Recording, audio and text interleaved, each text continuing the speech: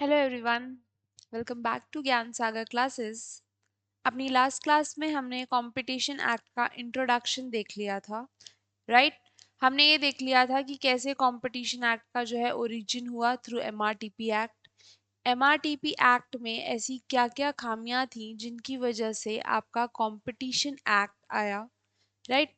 आज हम competition act शुरुआत करने जा रहे हैं, जिसका फर्स्ट पॉइंट होगा द डेफिनेशन ऑफ कंपटीशन। ठीक है, कंपटीशन होता क्या है। सो आपने देखा होगा, लेट्स से फॉर एग्जांपल आप किसी हॉस्पिटल के बाहर जाते हैं, right.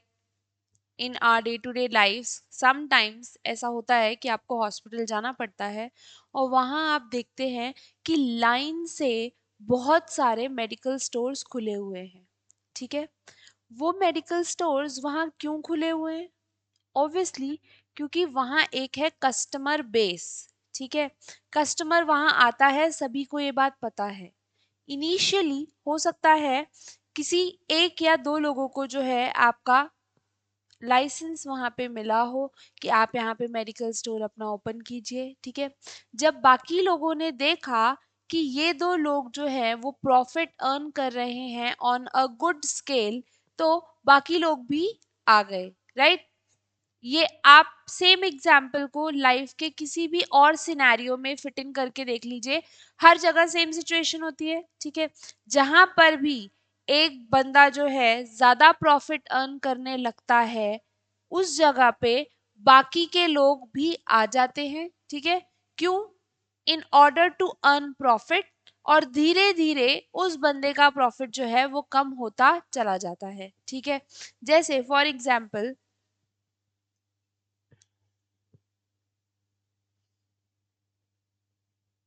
let's assume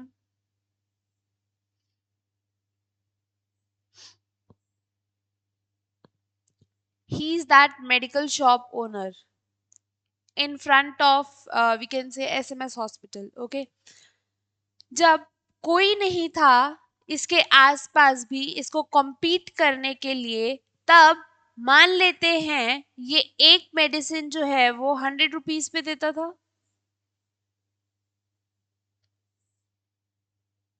right.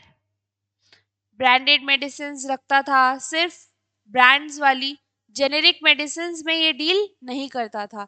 Generic medicine and branded medicine में क्या फर्क होता है ये आपको पता चल जाएगा।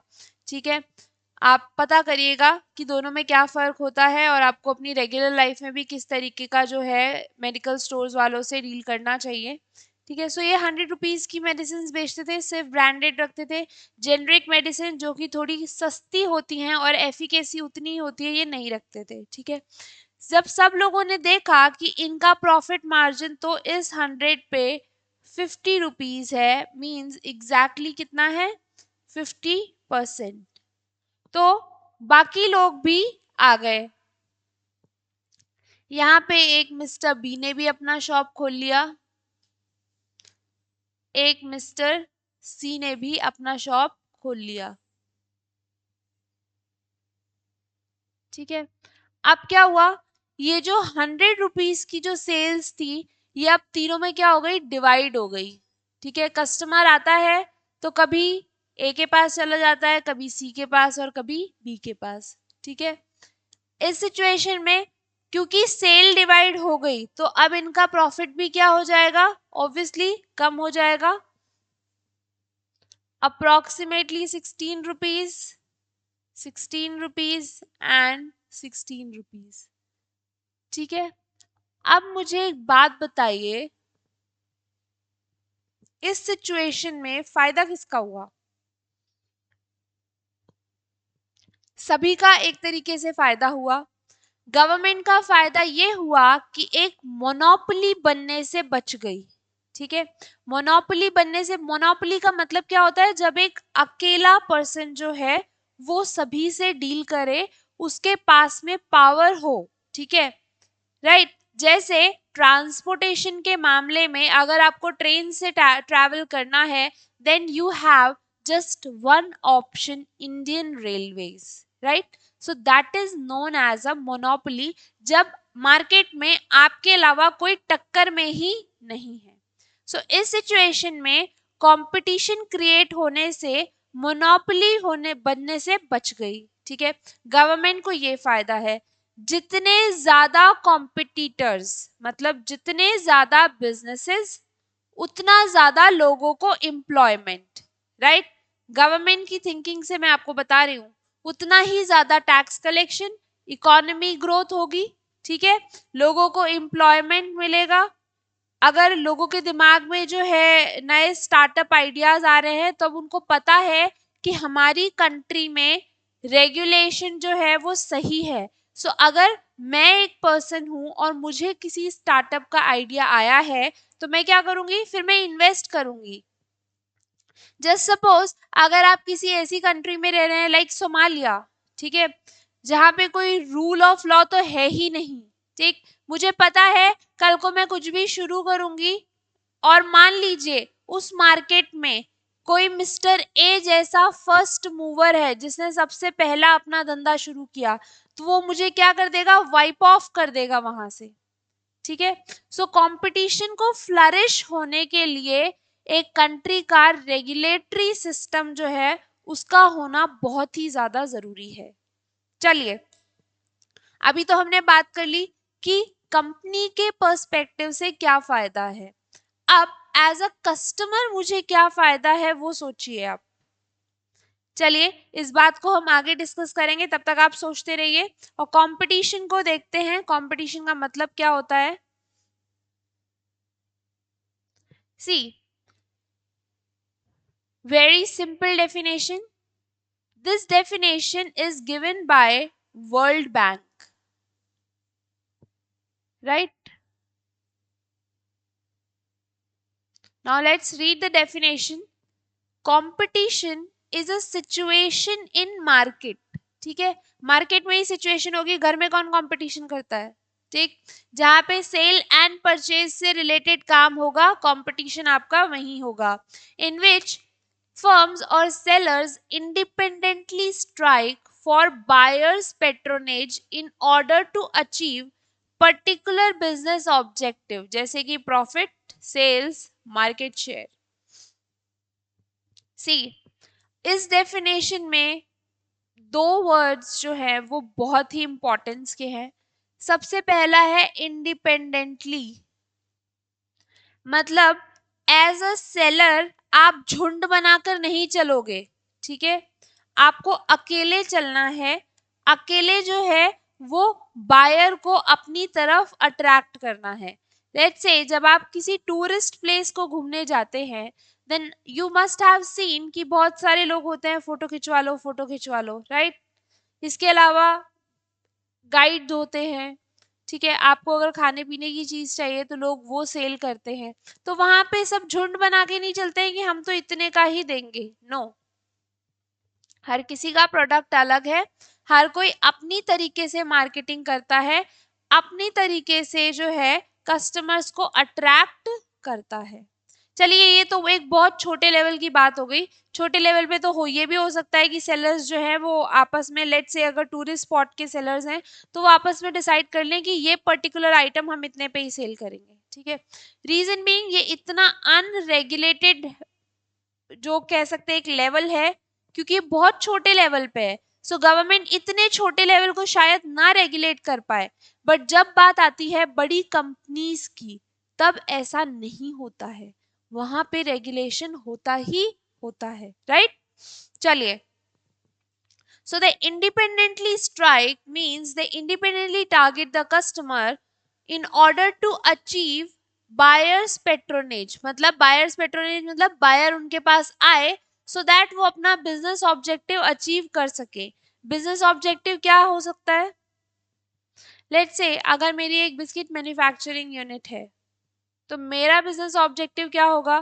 To sell my biscuits in the market. ठीक है, as much as possible.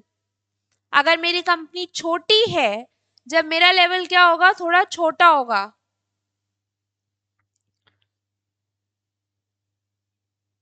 C, business objectives change with levels, right. जब मैं फर्स्ट लेवल पे हूं तब मेरा ऑब्जेक्टिव क्या होगा? Obviously to sell more and more,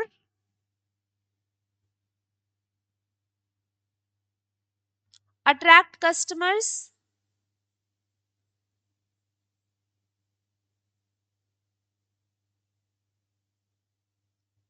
just remember few years back आपके टेलीकॉम इंडस्ट्री में एक बहुत ही बड़ा प्लेयर आया, ठीक है, जिसको हम जानते हैं जियो, ठीक है।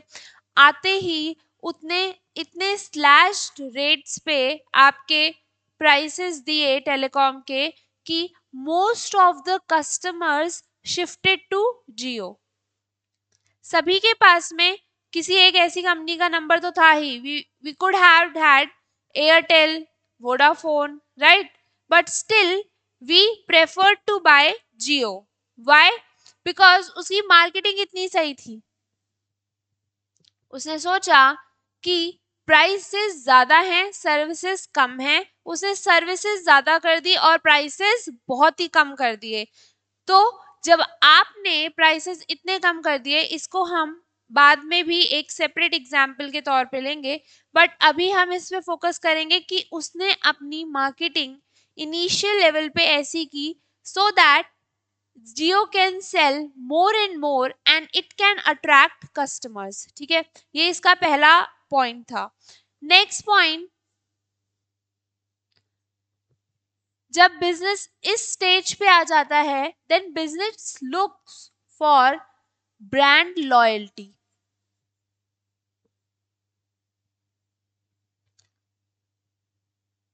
ठीक है, जैसे for example you must have seen your parents, grand parents preferring for Bata, ठीक है।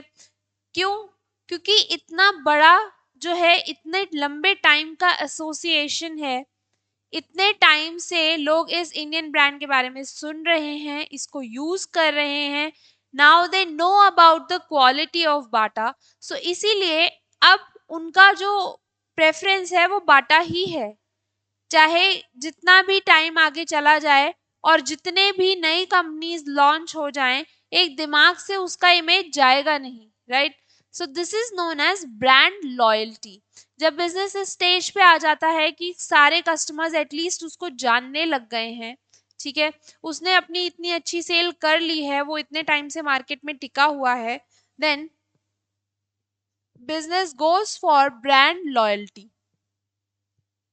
And if any business has achieved this kind of brand loyalty, then the third step is to fight for market share.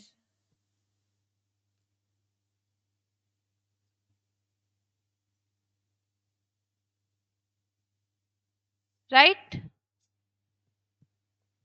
इसके बाद में आप ये सोचते हैं कि आज हमारे पास में 10% मार्केट शेयर है, ठीक है। अब हमको अपना मार्केट शेयर एक्सपैंड करना है, आगे बढ़ना है, जो बाकी लोग हैं उनसे आगे निकलना है। जो कस्टमर्स हैं उनके दिमाग में हम ब्रांड इमेज तो अपनी बना ही चुके हैं, so why not to fight for your market share so that you can have a sizable market share and resultantly you will have a very nice amount of profit, ठीक है। सो business का objective यही होता है, correct. चलिए, so this was the meaning of your market share. Your objective could be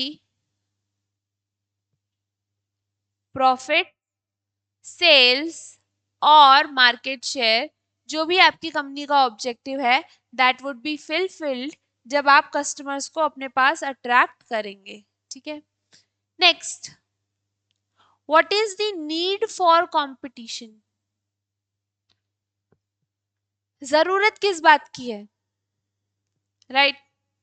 आपके exam में competition act से रिलेटेड छोटे छोटे क्वेश्चंस पूछे जाते हैं, ठीक है। छोटे क्वेश्चंस लाइक सुपर इजी, आप इन क्वेश्चंस को ऐसे चुटकी में कर सकते हैं अगर आपने एक बार कंपटीशन एक्ट को सीरियसली पढ़ लिया, ठीक है, समझ के पढ़ लिया, आपको इसका क्रक्स समझ में आ गया है, then you not need even revise it, right. आपको बिल्कुल जरूरत नहीं पड़ेगी अगर आपने एक बार अच्छे से अगर इसको समझ लिया है। देखिए कंपटीशन की नीड क्या है? Consumers have access to broadest range of services, right.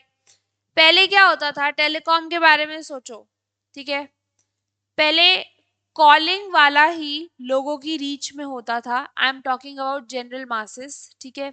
Internet का जो रिचार्ज है वो बहुत सारे लोगों के पास, सबसे पहली बात तो ऐसे डिवाइसेस भी नहीं थे, ठीक है, कि जो इंटरनेट को सपोर्ट कर सके। बटन वाले फोन्स होते थे, do you all guys remember it, ठीक है। उसके बाद में क्या हुआ, जियो ने नीड को आइडेंटिफाई किया, ठीक है। आइडेंटिफाई किया का क्या मतलब, उसको पता चल रहा था कि नेक्स्ट जनरेशन जो है वो इंटरनेट बेस्ड होगी और उसके लिए जो है टेलीकॉम में आपको इनफ प्रोवाइड नहीं किया जा रहा, ठीक है। सो जियो ने क्या किया, जियो ने आपको सर्विसेज तो दी बहुत सारे लेवल की, बट प्राइसेस रखे कम के, ठीक है। इससे जैसे ही जियो ने ये चीज स्टार्ट की वैसे ही बाकी सारे लोग भी कंपटीशन में आ गए, लाइक एयरटेल या वोडाफोन। आज की डेट में सभी की प्राइसेस जो हैं वो कॉम्पिटिटिव है। पहले जितना प्रॉफिट ये लोग अर्न कर रहे थे अब उतना नहीं कर रहे। रीजन बीइंग इनका जो कॉम्पिटिटर है जियो, उसने इतने अच्छे लेवल पे अपनी मार्केटिंग की है, इतने अच्छे लेवल पे उसने प्राइसेस को स्ट्राइक किया है कि अब बाकी सभी के सभी मजबूर हो गए हैं कि वो कॉम्पिटिटिव लेवल पे डील करें, ठीक है। अब अगर 700 का आपका रिचार्ज होता है हर महीने, सो इट मींस कस्टमर के पास अब बहुत सारी सर्विसेज की रेंज हो गई है। आपके पास में अब टॉक टाइम भी है, डेटा एड ऑन भी है एंड कंबाइंड प्लान भी है,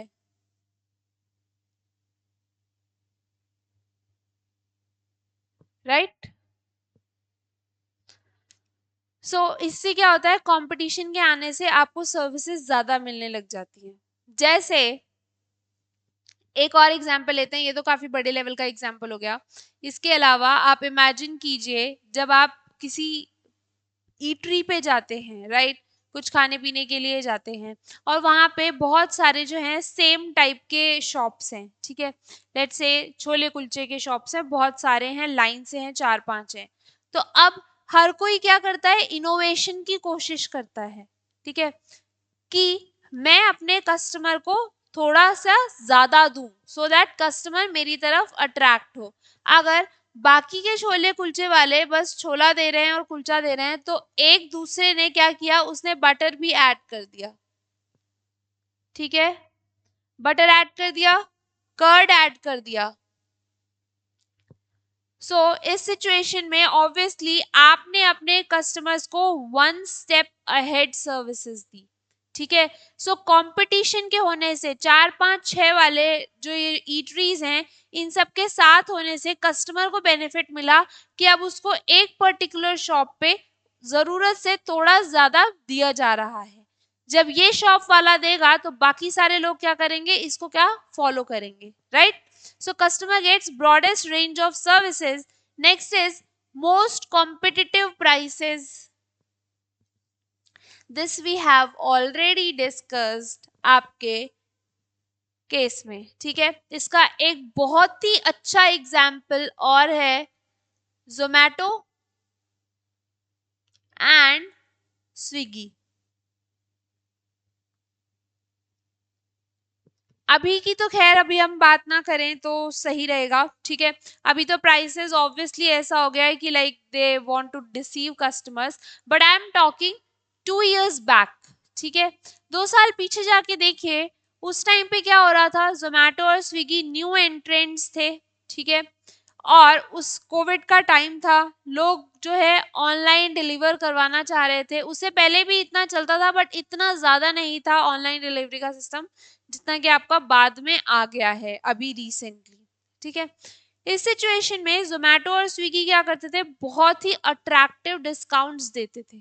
ठीक है, जैसे स्विगी का हो गया आपका सुपर बेनिफिट्स, जोमेटो का गोल्ड हो गया, इसके अलावा बहुत ही तरीके के बेनिफिट से आपके जो भी आप ऑर्डर करते थे उसके नीचे आपको एक बहुत ही हैंडसम डिस्काउंट मिल जाता था, राइट। सो इसमें फायदा किसका होता था, कस्टमर्स का। जो चीज आपको जाकर लेने में डायरेक्टली शॉप से अगर आप जाते हैं, अगर वो 200 की मिल रही थी, तो अगर आप ऑनलाइन मंगाते हैं तो वो कितने की हो रही थी, 150 प्लस। इसमें आप अपने बाहर जाने के एफर्ट्स भी रोकिए, ठीक है, प्लस आपका जो भी व्हीकल का एक्सपेंस है वो भी खत्म। ठीक है, आपके डोर स्टेप पे आपको सामान दिया जा रहा है, that too on a reduced price. ठीक है, अगर मान लो इसी सिचुएशन में अगर आप स्विगी को पिक्चर से हटा दो,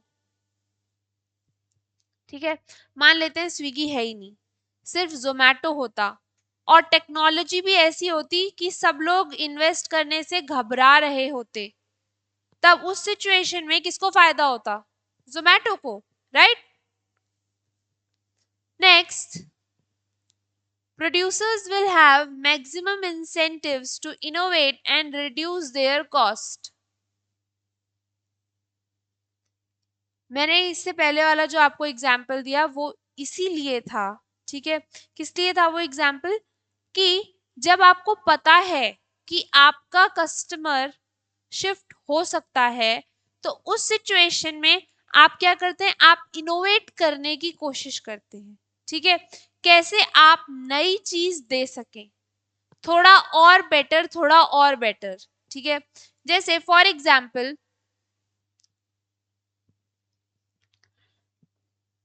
this is a very right example अभी के हिसाब से, जब से जियो आया है तब से आपने देखा है कि बहुत सारी तो ऐसी कंपनीज हैं जो कि अब हटी चुकी हैं। ठीक है, जैसे अगर आपको याद हो तो यूनिनॉर, ठीक है, यूनिनॉर तो पिक्चर से गायब ही हो गया है। इसके अलावा वोडाफोन आइडिया आपके क्या हो गए, मर्ज हो गए।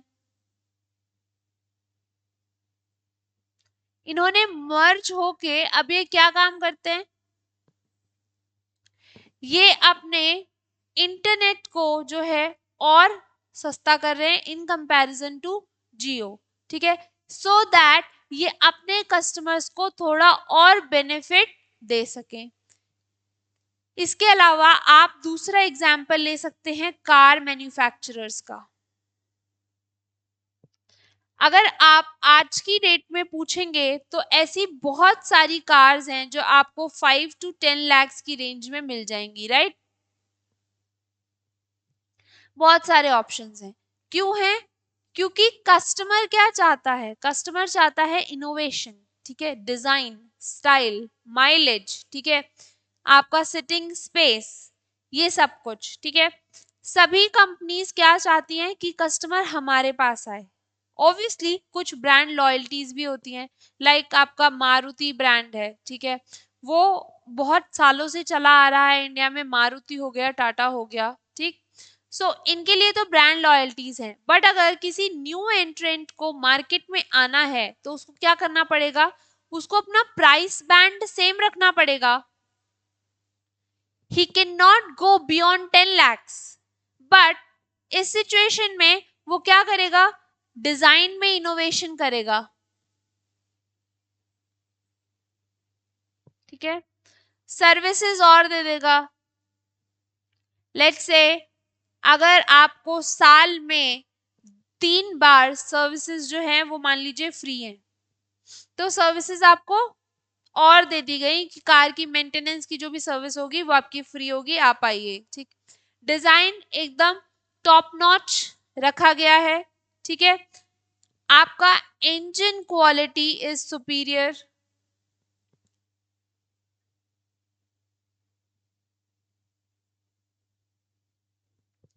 एंड क्योंकि अब जो है वो पॉल्यूशन फ्री वाला जो है ना क्लाइमेट सेंसिटिव जोन चल रहा है, सो इस टाइम पे जो कंपनीज हैं वो आपकी किस पे शिफ्ट हो रही हैं, इलेक्ट्रिक व्हीकल्स पे, और इससे भी आगे का फ्यूचर है फ्यूल सेल। ठीक है, सो ये इनोवेशन किए जा रहे हैं सो दैट कस्टमर को अपने पास रिटेन किया जा सके। ठीक, सो कंपटीशन का ये बेनिफिट होता है क्योंकि कार के मार्केट में इतने सारे लोग हैं जो कि कॉम्पीट करने वाले हैं। You have Tata, you have Maruti, right, you have Toyota, इसके अलावा और भी बहुत सारी होंगी, निसान। ठीक है, सो बहुत सारे ब्रांड्स हैं जो कि चाहते हैं कि इस मार्केट में वो टिके रहें और ज्यादा से ज्यादा सेल करें। तो ऐसे कॉम्पिटिटिव मार्केट में सरवाइव करने का आपका एक ही गोल्डन रूल है कि आप इनोवेशन करते रहें।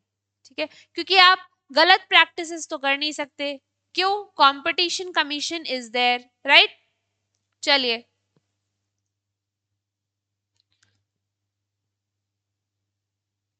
नेक्स्ट इज देखिए, protecting opportunities for small businesses. ठीक है, देखो क्या होता है, मान के चलो एक मार्केट है, ठीक है, उस मार्केट में एक शॉप ओनर है, लेट्स से साड़ी की उनकी दुकान है, और उनकी साड़ी की दुकान इतनी बड़ी है कि उन्होंने उसमें बहुत इन्वेस्टमेंट कर रखा है, हर जगह का जो है वो आपका माल उनके पास अवेलेबल है। देखिए, इनका साड़ी का शोरूम है, ठीक है, काफी बड़ा साइज है, हर वैरायटी है इनके पास में। ये 3 लोग मिलके अपना काम चला रहे हैं इन पार्टनरशिप। ठीक, अब दिक्कत की बात यह है कि इनके आसपास जैसे ही कोई छोटे शॉप्स आते हैं, ये क्या करते हैं, उसको बोलते हैं पैसे देके कि निकल, यहाँ पे नहीं चलेगा। ठीक है, सो ये इन सब को क्या कर लेते हैं, एक्वायर कर लेते हैं, और मसल पावर भी है तो लाइक ये टिकने नहीं देते। अब ये मान के चलो कि अगर इंडिया में आपका कंपटीशन एक्ट ना होता, ठीक है, तब उस सिचुएशन में क्या होता, इन सभी बिजनेसेस को ग्रो करने का एक जो जेन्युइन चांस है वो ना मिल पाता। ठीक है, ये कभी ग्रो ना कर पाते, और इस मार्केट में इसकी जो है वो मोनोपोली क्रिएट हो जाती।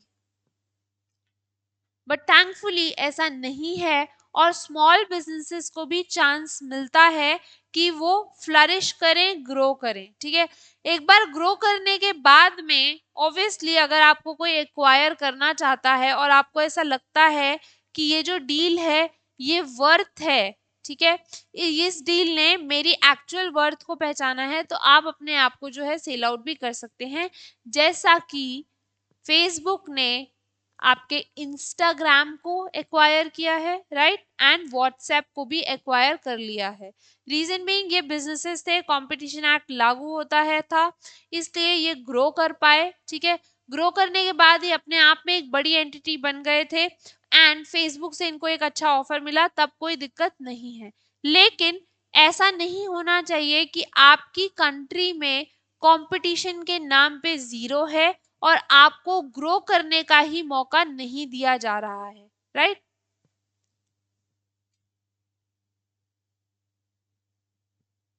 चलिए, okay, so unfair competition means adoption of such practices like collusive pricing, fixing। ठीक है, I'll tell you a case over here। साल 2012 और 13 में, ठीक है, कंपटीशन कमीशन ने आपकी 11 सीमेंट की जो भी एजेंसीज होती हैं, सीमेंट कंपनीज होती हैं, उनके ऊपर क्या लगाया था, फाइन लगाया था। फाइन लगाने की वजह क्या थी, वजह थी एक कि ये सारे फर्म्स जो हैं, ये कंपनीज जो हैं, ये आपस में मीटिंग करती थी और फिर सीमेंट के प्राइसेस फिक्स करती थी। अच्छा, इससे क्या फायदा होता था? लेट्स से आपकी है कंपनी 1, कंपनी 2 एंड कंपनी 3, ठीक है। ये तीनों जो हैं ये सीमेंट के मार्केट को होल्ड करती हैं।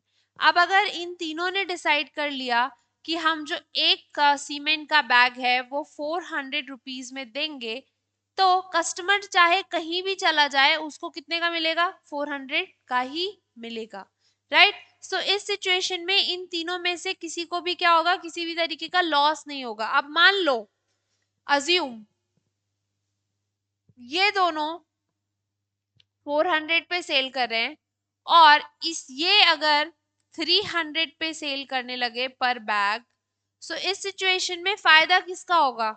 इसका तो ऑब्वियसली होगा ही होगा, क्योंकि इसकी सेल जो है वो बढ़ जाएगी। बट क्या हमेशा के लिए बढ़ेगी? नहीं, शॉर्ट टर्म में बढ़ेगी। Short term in the sense, क्योंकि ये जो दोनों हैं ये भी अपनी सेल्स इतनी ही कम कर लेंगे, अपना प्राइस जो है इतना ही कम कर लेंगे, 300 मतलब 300, राइट।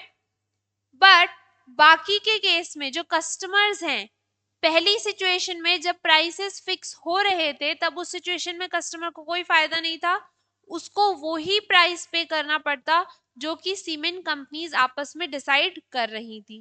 बट दूसरी सिचुएशन में आपके साथ क्या हो गया? एक कंपनी ने अगर प्राइस कम कर ली तो बाकी दोनों को भी अपनी प्राइस कम करनी पड़ी, और इसका डायरेक्ट बेनिफिट किसको मिला? आपके कस्टमर को, ठीक है। कस्टमर को फायदा मिला। इसीलिए कंपटीशन का होना बहुत ही ज्यादा जरूरी होता है, राइट। सो अनफेयर प्रैक्टिसेस में सबसे पहला जो आपका आइटम है दैट इज कॉल्यूसिव प्राइस फिक्सिंग, जिसका एक एग्जांपल मैंने आपको बताया, सीमेंट कंपनीज, इनके ऊपर फाइन लगाया गया था 2012 में इस प्रैक्टिस को करने के लिए, ठीक। नेक्स्ट देखिए, डेलिब्रेट रिडक्शन इन आउटपुट, ठीक है, in order to increase prices. See situation क्या होती है ना, नॉर्मल इकोनॉमिक्स का जो होता है फंडा होता है सप्लाई एंड डिमांड का, राइट।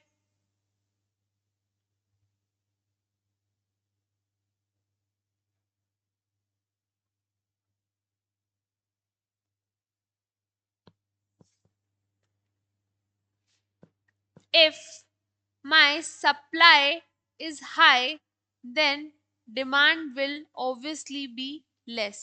जैसे एग्जाम्पल के लिए सोचो, अगर किसी साल में आपकी जो है पल्सेस का प्रोडक्शन ज्यादा हो जाता है, ठीक है, आपकी दाल मार्केट में ज्यादा है क्वांटिटी वाइज, तो उस सिचुएशन में दाल के प्राइसेस जो हैं वो नोज डाइव हो जाते हैं, ठीक है। नोज डाइव मीन्स नीचे गिर जाते हैं, ठीक। सो this is simple rule of demand and supply. But इस सिचुएशन में क्या होगा? अगर मान लीजिए आपकी सप्लाई कम है और डिमांड ज्यादा है, तो प्राइसेस क्या होंगी? Obviously prices are going to rise, क्योंकि मान लीजिए कोई चीज है वो मार्केट में अब सिर्फ एक ही बची है, हर कोई उसको लेना चाहता है, मैं उसके लिए 100 रुपए देना चाहती हूँ, हो सकता है कोई और पर्सन आए और वो इसके लिए 200 दे दे और लेकर चला जाए, ठीक है। तो जब क्वांटिटी लिमिटेड होती है तो उसकी प्राइस जो है वो क्या हो जाती है? ज्यादा हो जाती है। हम इकोनॉमिक्स में पढ़ के आए हैं, सिंपल रूल है आपका, ठीक है। इसका एक लाइव एग्जाम्पल, ठीक है, ये ऐसा करना अलाउड नहीं है। आप जानबूझकर सप्लाई कम नहीं कर सकते, ठीक है। क्यों? क्योंकि इंडिया में आपका कंपटीशन एक्ट है। अब मैं आपको एक ऐसा एग्जाम्पल बताऊंगी जहां पे ये हो रहा है, खुले में हो रहा है, लेकिन कोई इसको अपोज नहीं कर रहा है, बिकॉज सारी कंपनीज जो हैं वो जुड़ी हुई हैं। Example is OPEC, organisation of petroleum exporting countries, ठीक है। यहाँ पे कौन कौन मेंबर है आपका? सऊदी, यूएई, ठीक है, आपका इराक, ये सारे मेंबर्स हैं यहाँ के। और जितनी भी कंट्रीज हैं जो कि ऑयल एक्सपोर्ट करती हैं वो सब कंट्रीज मीटिंग करती हैं और उस हिसाब से सप्लाई किसकी, ऑयल की, क्रूड ऑयल की, जिससे आप पेट्रोल डीजल बनाते हैं, उसकी सप्लाई को बढ़ाते हैं एंड कम करते हैं। रीजन भी, जब इनको लग रहा है कि प्राइसेस जो हैं वो बहुत ज्यादा गिर गए हैं मार्केट में क्रूड ऑयल के लिए, उस सिचुएशन में ये क्या करते हैं, सप्लाई को कम करना शुरू कर देते हैं।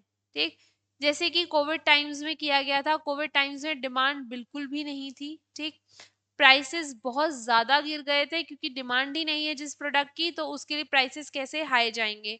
और प्राइसेस नीचे गिरने की वजह से आपके सप्लाई को क्या कर दिया गया, कम कर दिया गया। ठीक है, this is happening on an international level where there is no regulation. ठीक है, कंट्रीज आपस में मिलके ये डिसाइड कर रही हैं। बहुत सारी कंट्रीज ने इनको अपोज भी किया है, जैसे इंडिया, चाइना, जो कि एक बहुत बड़ा कंज्यूमर है क्रूड ऑयल का, दे हैव सेड कि इंक्लूड अस ऑल्सो, बट अभी तक कोई ऐसा लिया नहीं गया है। बट इंडिया की लीगल जुरिस्डिक्शन में ये करना अलाउड नहीं है। ठीक है, आप जानबूझकर किसी चीज की सप्लाई कम नहीं कर सकते सो दैट उसकी प्राइसेस बढ़ जाएं। ठीक है, आगे देखिए।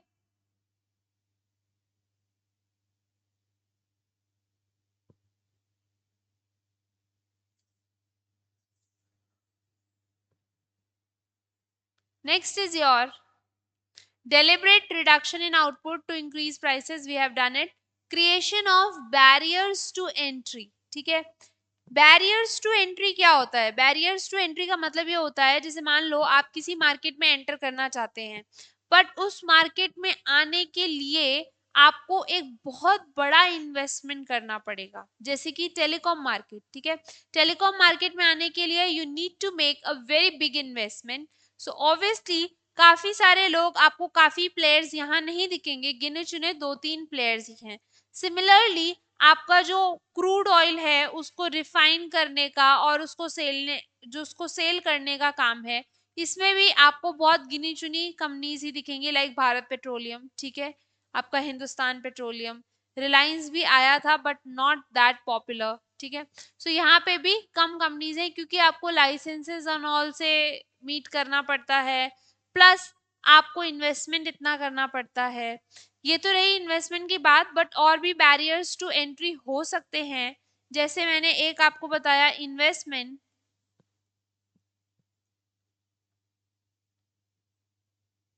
दूसरा, it could be your patent. ठीक है, जैसे मान लीजिए ये, this is very current example, आपकी कोविड वैक्सीन्स जो हैं। ठीक है, कोविड वैक्सीन्स कुछ मेजर प्लेयर्स ने ऑल ओवर वर्ल्ड बनाई हैं। ठीक है, जैसे मॉडर्ना हो गया, ठीक है, फाइजर हो गया, ये इन लोगों के पास में वैक्सीन का टेक्नोलॉजी है कि उसको कैसे बनाना है। अब इंटरनेशनल लेवल पे ये आपकी बात चल रही है कि कैसे इन वैक्सीन्स के जो प्रोडक्शन की टेक्नोलॉजी है वो डिस्ट्रीब्यूट की जाए सभी में, सो दैट सप्लाई बढ़ सके। अभी सिर्फ एक इंसान के पास नॉलेज है, एक कंपनी के पास में नॉलेज है, और वो अपनी प्रोडक्शन कैपेसिटी यूटिलाइज कर रही है। मान लीजिए अगर आप इस नॉलेज को डिस्ट्रीब्यूट कर देंगे तो उस सिचुएशन में प्रोडक्शन ज्यादा हो पाएगा और दुनिया की जो पुअर कंट्रीज हैं उनको भी वैक्सीन मिल पाएगी, right. But patent is the road block. इन कंपनीज के पास पेटेंट है and obviously they want to earn profit out of their invention, इसीलिए ये अपनी टेक्नोलॉजी जो है वो इतना इजीली शेयर नहीं कर रही हैं। Then you can have geographical restriction।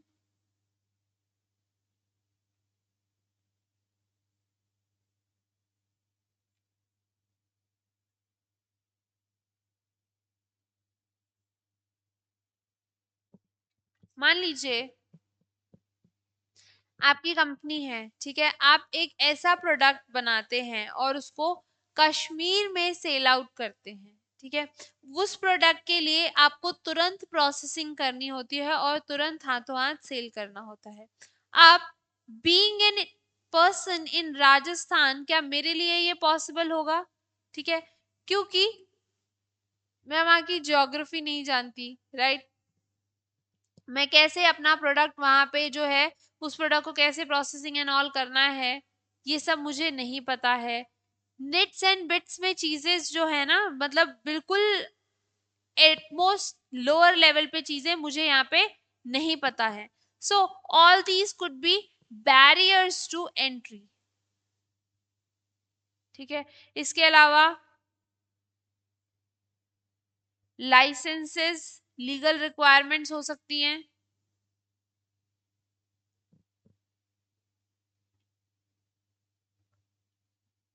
जो कि आपको एंट्री करने से रोक रही हूँ। जैसे कि अगर आप मान लीजिए आप एक मेडिसिन मैन्युफैक्चरिंग यूनिट खोलना चाहते हैं, there are number of requirements, legal requirements which you need to fulfil. इसीलिए हर कोई जो है वो मेडिसिन मैन्युफैक्चरिंग यूनिट नहीं ओपन कर सकता। Correct, so this is also a barrier to entry. Barrier to entry could be anything which stops you from going into that market or from going into that businesses। कई बार तो government regulation होता है, इस वजह से भी आप उस मार्केट में नहीं जा सकते। लाइक हमारे इंडिया में कौन से हैं वो मार्केट? Atomic sector. ठीक है, जितना भी आपका एटम से रिलेटेड जो भी काम है, न्यूक्लियर एनर्जी से रिलेटेड काम है, उसमें जो है आपकी गवर्नमेंट की क्या है? मोनोपोली है, गवर्नमेंट अलाउ नहीं करती है। पहले डिफेंस में भी ऐसा ही होता था, बट अभी डिफेंस सेक्टर को ओपन कर दिया गया है।